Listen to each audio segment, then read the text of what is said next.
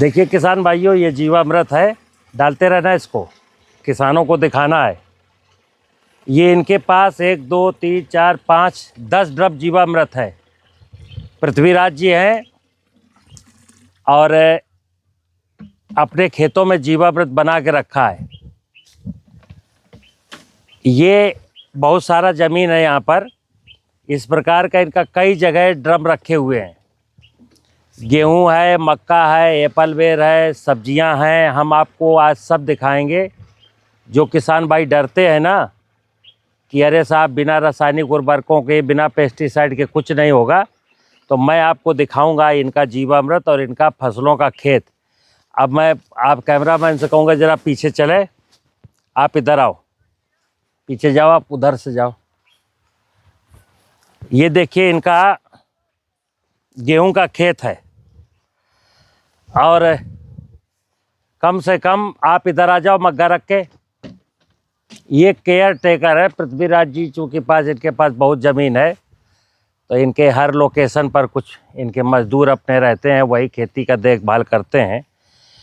ये गेहूं 1.5 महीना पहले बोया गया था। मौसम में थोड़ा गर्मी आ रही, इसलिए बालें निकल रही हैं। तो इसमें इन्होंने कोई भी डीएपी पोटास नहीं डाला, ले यूरिया की टॉप ड्रेसिंग किया है। जीवामृत इस खेत में इन्होंने डाला है। फसल कहीं से कमज़ोर नहीं लग रही, थोड़ा दूर का दिखा दें इधर उधर का, फसल कहीं से कमज़ोर नहीं है। तो जो किसान ऐसा, और मैं कहता भी हूँ अक्सर कि गेहूं में, धान में, गन्ने में, कपास में और मक्का में जो फसलें बहुत ग्रोथ करती हैं उसमें तब तक यूरिया डालते रहना जब तक कि इसमें कार्बन की मात्रा न बढ़ जाए। अभी चूँकि देश की ज़मीनों में, ज़्यादातर ज़मीनों में जीवांश कार्बन की मात्रा केवल 0.3 है, तो कार्बन में से नाइट्रोजन निकलता है। तो 0.3% कार्बन में से इतना नाइट्रोजन नहीं निकल सकता कि वो गेहूं और मक्का, धान और गन्ने जैसी क्रॉप को वेजिटेटिव ग्रोथ दे सकें। इसलिए मैं अक्सर कहता हूं कि यूरिया की टॉप ड्रेसिंग करनी है। तो आज मित्र मैं यहाँ सिर्फ इसलिए आया था कि आपको, मेरा रोज़ का ये काम है कि देश का किसान जागे और आने वाली पीढ़ियों की चिंता करे, क्योंकि ज़मीन वर्ष दर वर्ष बंजर हो रही है। जब हमारा देश आज़ाद हुआ था तो 60 के दशक में मेरे देश की भूमियों में जीवांश कार्बन की मात्रा 0.6% थी।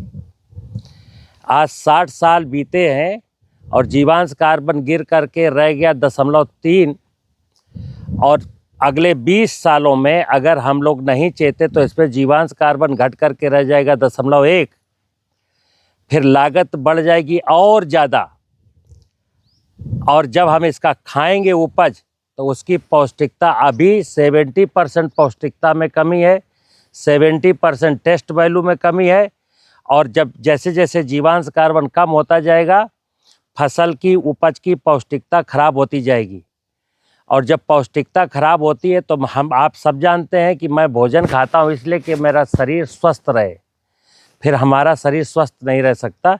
इसलिए ज़मीन में ह्यूमस की मात्रा बढ़ाते बढ़ाते 1% तक लाना है। मुझे उम्मीद है कि आपको मेरी बात समझ में आई होगी। अभी हम पृथ्वीराज जी के बहुत सारी फसलों को दिखाएंगे और इनसे प्रेरणा लेकर के देश का किसान आगे बढ़ सकता है। नमस्कार।